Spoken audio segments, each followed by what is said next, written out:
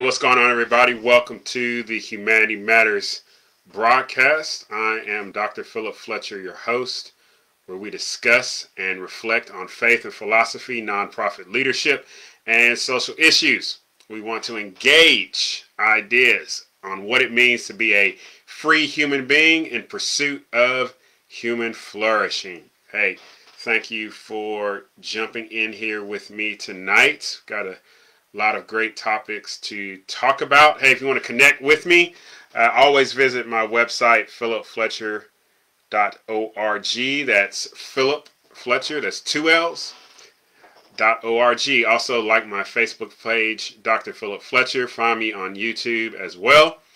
You'll see the Humanity Matters logo. Our podcast, available at all your podcast outlets, including Anchor.fm. Also, Google Play, Spotify, and iTunes. Check it out. Subscribe. Give me a review. I would appreciate it very much. Also, you can find me on Twitter at Phil Fletcher and also on Instagram, Dr. Philip Fletcher. Become a sponsor. You can sponsor this show. It's going to PayPal, pfletcher73@gmail.com, or drop a Cash App. Just put in that $, Dr. Philip Fletcher. And appreciate it very much. I'll give you a shout out like I've done with previous sponsors as we continue to hopefully provide content that is leading and contributing to your flourishment as a human being. We want to discuss ideas, engage with those ideas, and I'm happy, hey, even if I come in for a few minutes on your phone, to be able to share this with you. So, quote of the week comes from John Stuart Mill, and he said this, quote, "The only freedom which deserves the name is that of pursuing our own good in our own way, so long as we do not attempt to deprive others of theirs or impede their efforts to obtain it." Close quote. Let me read that one more time. All right, kind of messed that one up. John Stuart Mill said this, "The only freedom which deserves the name is that of pursuing our own good in our own way, so long as we do not attempt to deprive others of theirs or impede their efforts to obtain it." Close quote. That's a pretty beautiful statement. The only freedom which deserves the name. What name? Freedom. All right. And John Stuart Mill goes on to describe what freedom looks like. Is that I'm pursuing my good in my way. So there's things that I know about myself, things that I need, things that I want to accomplish, goals, vision, dream, whatever I put on my vision board and if stuck up on my wall, right? And I know the best way to pursue those things, right? And I will pursue those things as long as I don't deprive nor impede other people from doing the exact same thing. Seems pretty simple, all right?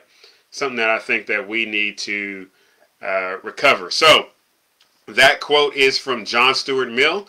You can read his book On Liberty, where he expands on this idea. Check it out. Look it up.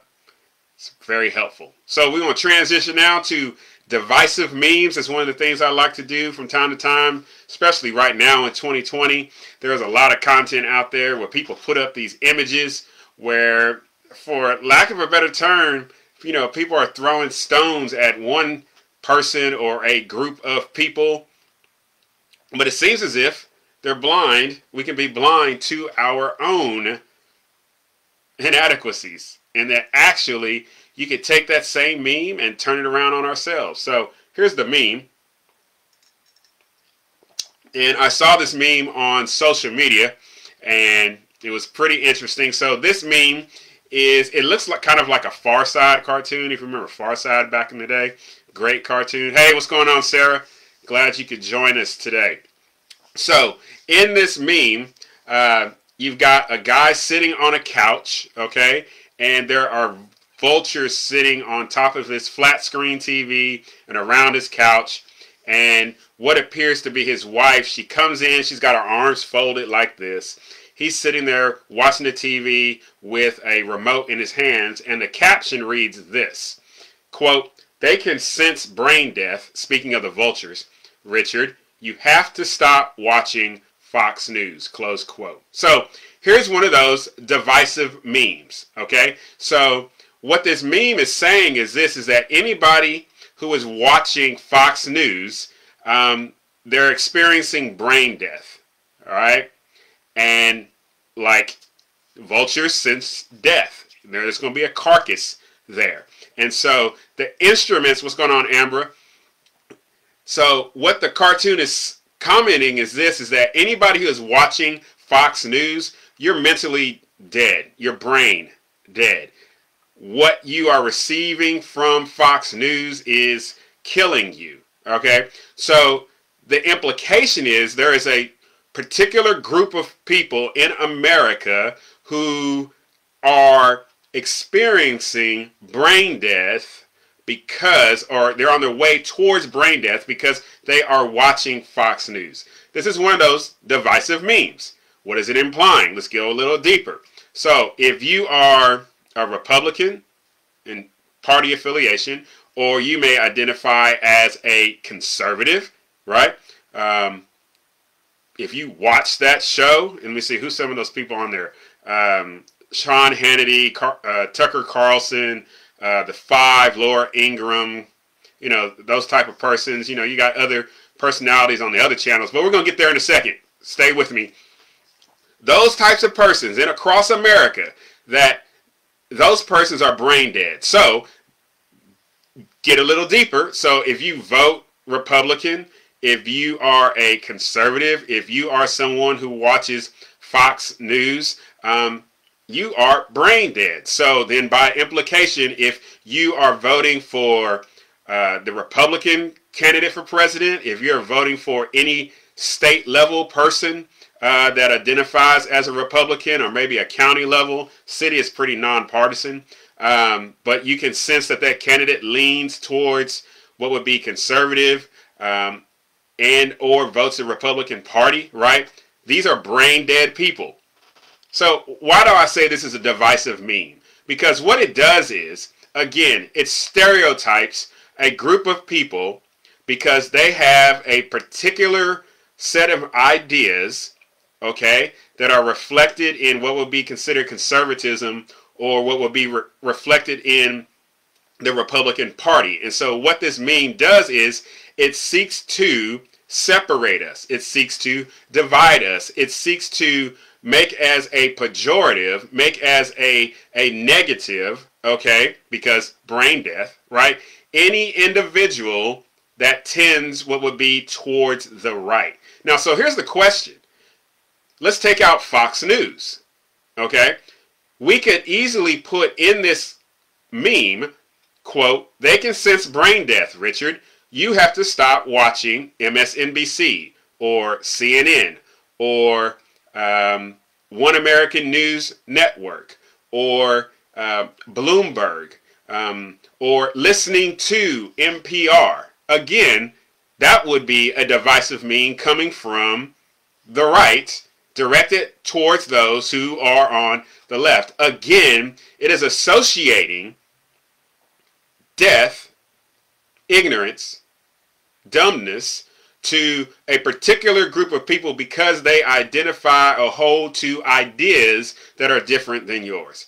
These types of memes, all right, have been running around all year since this is an election year. And I would make the argument, okay, that these things and how we share these things and not really thinking through what these memes are saying about our neighbor, what they may be saying about a family member, what it may be saying about a classmate, someone you work with, someone you may even worship with. All right? What this meme is communicating, whether whomever you put in the blank, you know, media platform, all right, it's in terms of news, what we are saying is because you hold a particular idea or believe a particular way, right, you are brain dead. And I think this is just contributing to a lot of the problems that are going on right now in our country. and they're being exacerbated. Hey, this is Dr. Philip Fletcher with the Humanity Matters Weekly. Like my Facebook page, Dr. Philip Fletcher. Also, find me on podcast, the Humanity Matters Podcast. Releases every Monday. Got some new content up on the podcast. We just finished our Humanity Matters one-on-one. Check that out. We covered All Lives Matter versus Black Lives Matter. The second week, we covered Republicans, Libertarians, and Democrats. And then this past Friday, we sat down and had a discussion about a national mask mandate versus individual choice. The reason for all that is, how can we have civil discussion? How can we have a discussion of ideas without being douchebags? We need to model that right now. We're going to need it. Which leads me to my next topic. Have you seen The Mandalorian? Season 2 is out. Oh my gosh. I'm a Star Wars fan, right? And love Star Wars ever since 1977, right? Got Legos, action figures, all that kind of good stuff. So in The Mandalorian, it's the second season. He's on Tatooine. The Mandalorian has got Baby Yoda, all right? And they're looking for other Mandalorians so that he can complete the mission of getting Baby Yoda back to his kind, right? That's what season 2 is looking at, okay?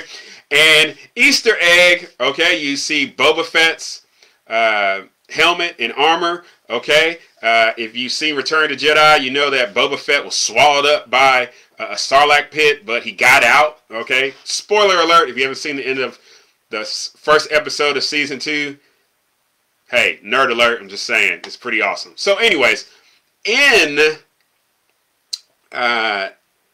this first episode of the second season, this quote is said, and I just like, oh my gosh, blew my mind because it was great commentary on what I believe is going on right now in our nation. And it said this: if we fight amongst ourselves, the monster will kill us all.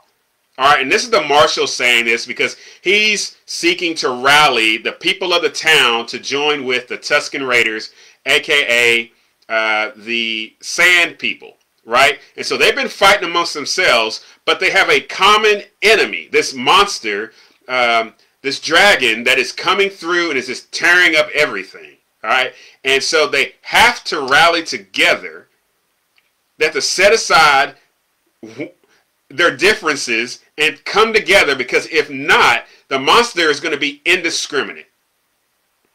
It's going to be indiscriminate. Yes, Linnea, yes, Mandalorian is awesome. Yes, the Fett history is awesome. Yes, it is. So, I had some pushback on this statement. Someone said, well, I just don't see that as true. Well, if you've been paying attention for any length of time about what's been going on in 2020, okay, we've been basically shooting one another, okay, whether it's on race issues, whether it's on politics, whether it's dealing with the COVID things, okay, we have been fighting amongst ourselves, all right, while not realizing there's something larger out there that is seeking to consume us all. Okay? Now, I'm not going to spoon feed anybody as to what that is. I would just hope that you would pay attention to the statement that the marshal offered, step back and look at society, right? Are you the Tusken Raider? Or are you one of the townspeople? Who are you fighting against? Who are you looking at as the other? And instead of figuring out a way to address your common enemy, the monster, you're choosing instead to figure out ways to alienate yourself from the other person or figure out a way to destroy them.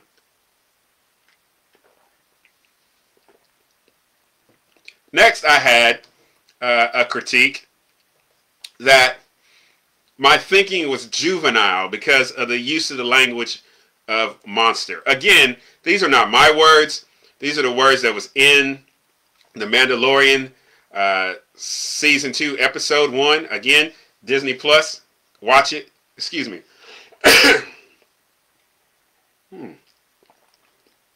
And so, is the concept true? I believe it is. Okay, just looking at the reality of our situation, which is going to lead me into our next topic. But also, is the concept juvenile? I don't think it's juvenile at all to come to the realization that there are times that we are othering people. You know, there's been a lot of talk, especially the last 2 years, and I'm thoroughly immersed in this type of language, where it is unjust, it is immoral, it is dehumanizing, depersonalizing to other another group of people on the basis of a particular set of characteristics, a particular set of behaviors, or to extend it, having a particular set of ideas. Okay? Is that juvenile to identify, one, that, yeah, people have different ideas, people have different behaviors, people have different characteristics? No, I don't think it is.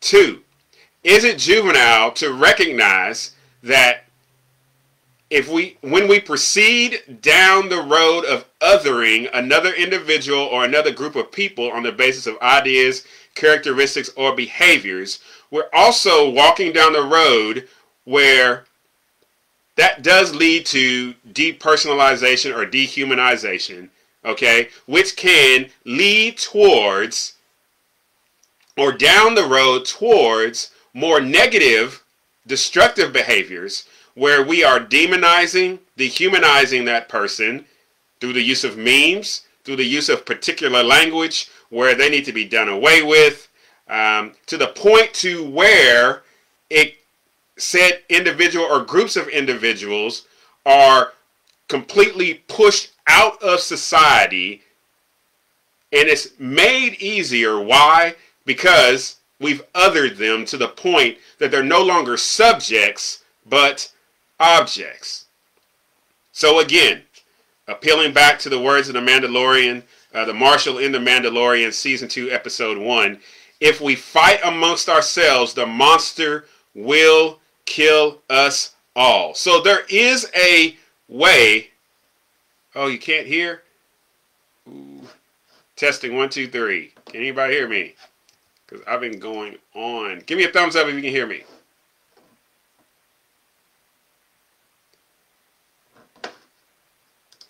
Let me check my microphone here.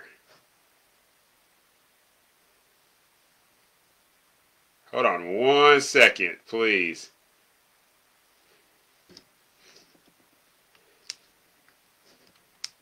Okay, thank you, Sarah. Appreciate it. Just wanted to make sure I'm all in because I've been talking. Okay. Joy, I don't know what the problem is, but I'll make sure it gets posted, and I know the audio is there. Okay, good. Alrighty. So, we have to remember this. It's okay to engage in ideas. We have to remember that as individuals, we're going to have different ways of looking at life and how to achieve what is good for our lives. Again, I'm referencing back to John Stuart Mill, that we should have the freedom, okay, to pursue our own good in our own way, as long as we don't deprive others of that freedom or stop other people from doing the same thing. Okay? So, there's infinite number of ideas that we can have, right? Now, are there some ideas that should not be implemented? Well, obviously, right? You can have that idea, but if that idea leads toward you depriving me of my own freedom or stopping me, all right, from using my freedom, then that's not a good idea. Let's really think about that, okay? That's slavery on the minimum, totalitarian, authoritarian, despotism, dictatorship at its worst. All right, so we don't want to be those things to one another. Okay? So remember the 4th of November. Now there's a poem out there from a movie, V from Vendetta, right? And in it, it's quoted, remember the 5th of November, right? But I want us to remember the 4th of November. Because the 4th of November is coming.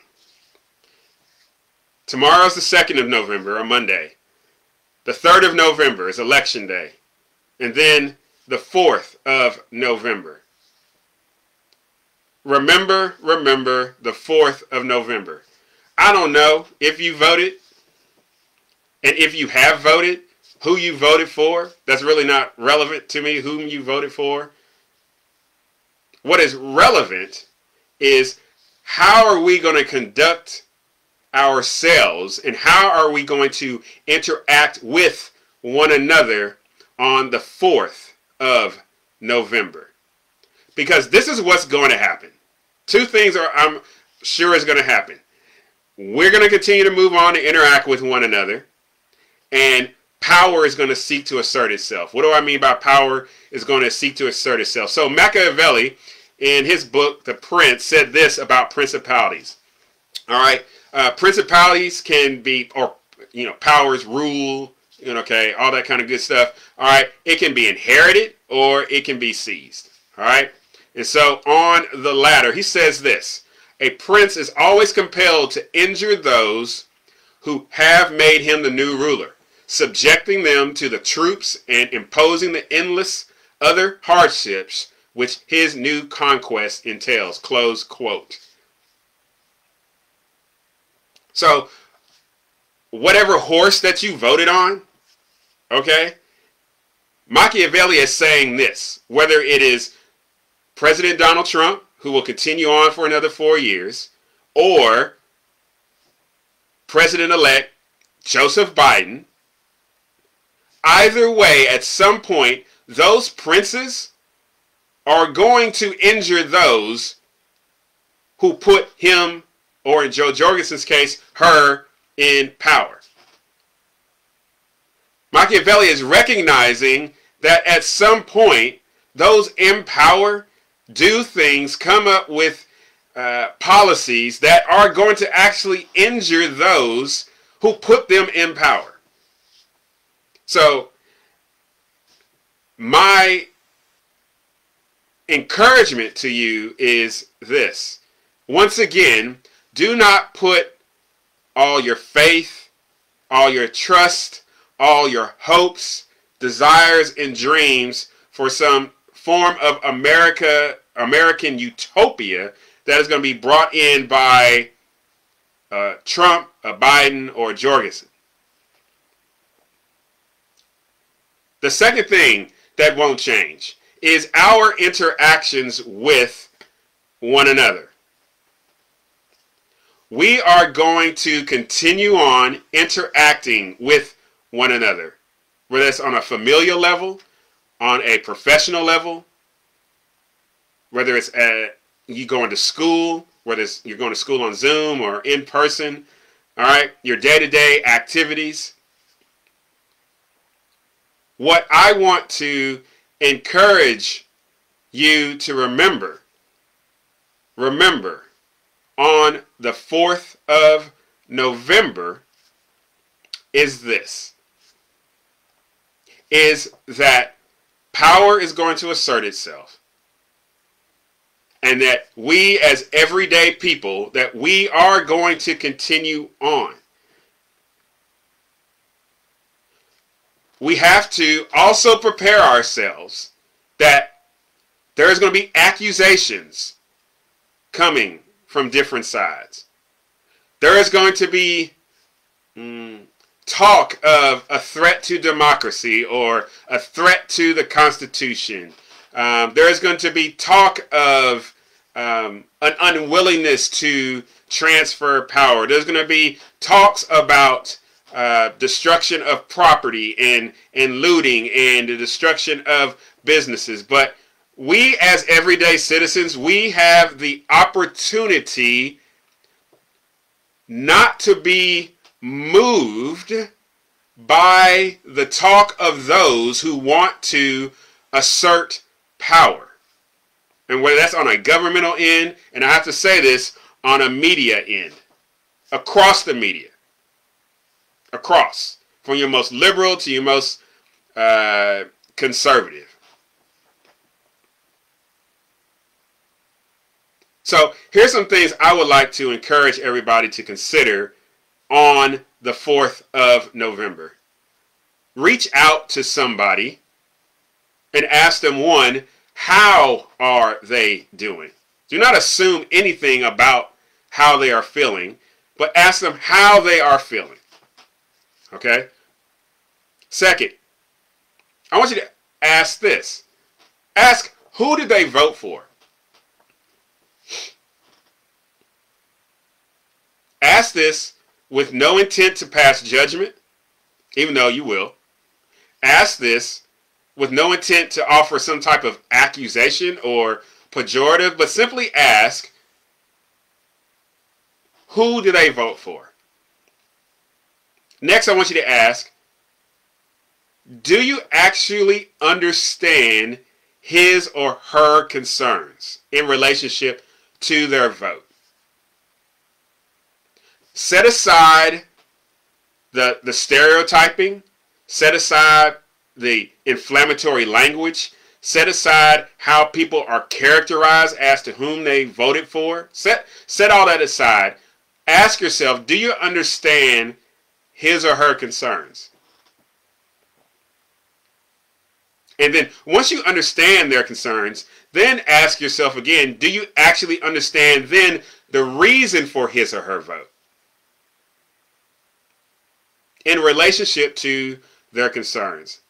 And then finally, using your own human experience and rationale, can you understand why this vote was conducted? And now let me say this, okay?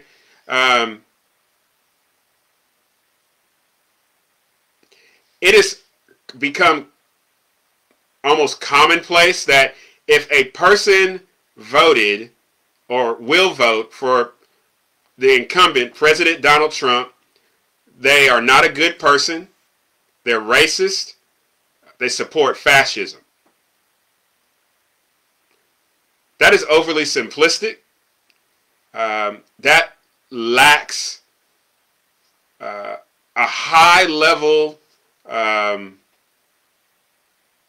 of analysis, but more importantly, it lacks an understanding of a person who lives with you, shares blood with you, or works with you, or studies with you. It's lazy thinking. It's just simply lazy thinking. And it's also lazy thinking that just because someone voted for the Democratic nominee, Joe Biden, that they are a communist or a socialist. It's lazy thinking. I'm calling it to the carpet. I sit outside these two camps, but since these two camps are the ones that are elevated, right? I believe there's a better way.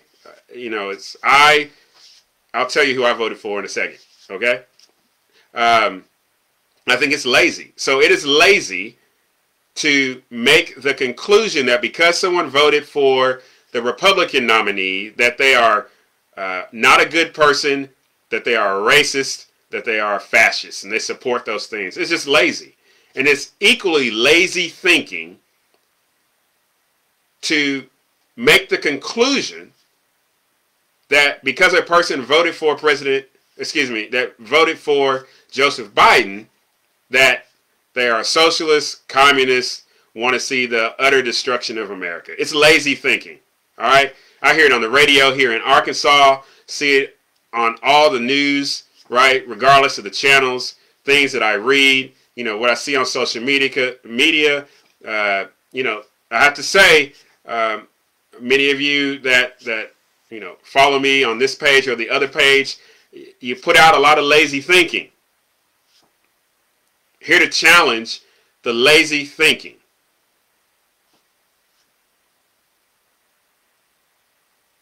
So, with that, I'll tell you who I voted for. right? I mean, I ain't got no shame in the game. So, for the last couple of years, I have been on a journey, all right, of reading and studying and listening to lectures. I'm a historian by my bachelor. I got a degree in African American history, so I love history. So I just took those tools and applied it to political philosophy and ideology and all that kind of stuff. Okay, I tend conservative in my Christian faith. Okay, I read the scripture. I tend conservative that way. But then when I started to read more and more about the different political philosophies and things like that, my heart would swell towards libertarianism. Okay? And I would say libertarianism with a little bit of seatbelt on as it relates to the poor. Okay? The work that I do, I believe there's a role and a place to work with the government to help those who are in need, but I believe to a small percentage. If you follow me for any length of time, you know I hit hard that the solutions are at the closest level possible, and that is what is called subsidiarity. And that subsidiarity comes out of a solidarity, and that solidarity comes out of an experience in which neighbors who are closest to one another understand what it is going on in their lives and what is best for them. And so to take care of those things, that subsidiarity comes through, right? If that need exceeds the capacity, right? And then more people come around. So I love the idea of bringing multiple people to the table, right? With the last person being brought to the table is government at the city, state, county, or federal level. Okay? Now, also from the experience of being what would be considered here in America as a black man, I'll say this: the Democratic Party has failed. The Republican Party has failed. I could go through a history, okay? The Democratic Party and their failures, all right? And the Republican Party and their failures, okay? Seeking to stand back and really look objectively at everything that is going on in relationship to the black experience. I am thoroughly disgusted, to say the least, by the state involvement in terms of the killing of black men, but then also white men and women, black men and women, right? I don't see it as a racial issue. I see this as an issue of the state exerting too much power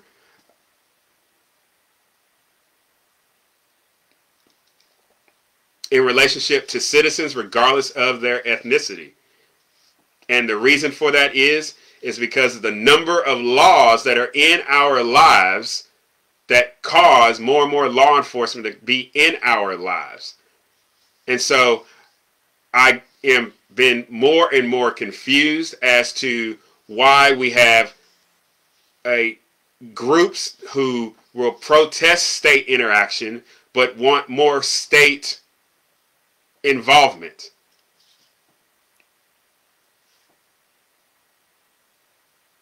I am a veteran, and I've seen war.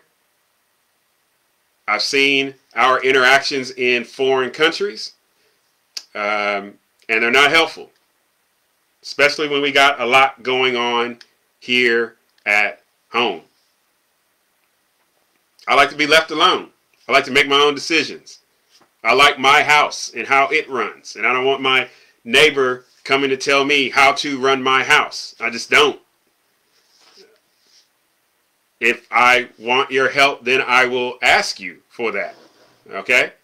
Or if you see that I need help, that you would recognize me as a human being and come and offer help as much as within your capabilities, or get the help, right?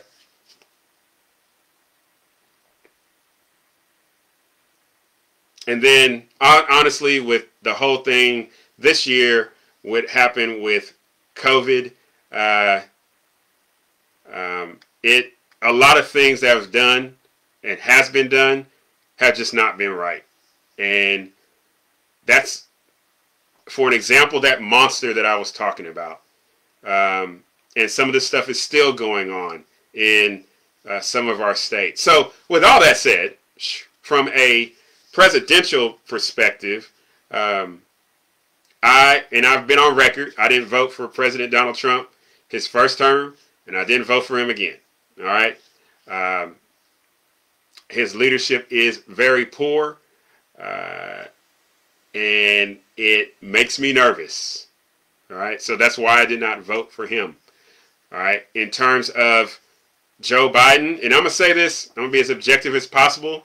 I have very little confidence in his mental fitness. Okay.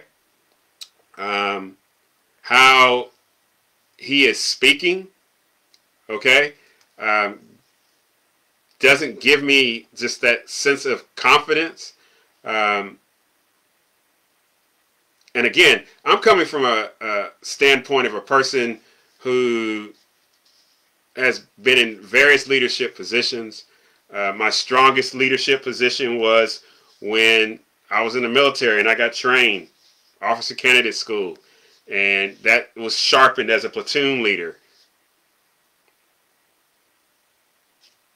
So with that said, and in war and things like that, and so with all that said, I casted my vote for Jo Jorgensen. All right, she represents the things that I believe in, and is it a long shot? Okay. Is it a wasted vote? No. But here we stand. And so however the chips fall on the end of this, that's where they fall. But won't change, what will not change is my interactions with you and everybody here. Hey, so with that, thank you for coming to Humanity Matters Weekly. I'm your host, Dr. Philip Fletcher, where we discuss ideas and all that good stuff. For more information, visit my website, philipfletcher.org. Find me on YouTube, Humanity Matters. Subscribe to the podcast on iTunes, Spotify, and Google Play. Hey, y'all. Remember to be loved, be kind, be generous. November 4th, my message ain't going to change. It's still going to be the same. We're going to need more people who are going to be generous. I'm telling you. We're going to need more. We're going to need more people who are going to be kind and loving above all. We're going to need it. We're going to need it. So if we remember to live in hope, we can do the impossible. Y'all take care, and God bless.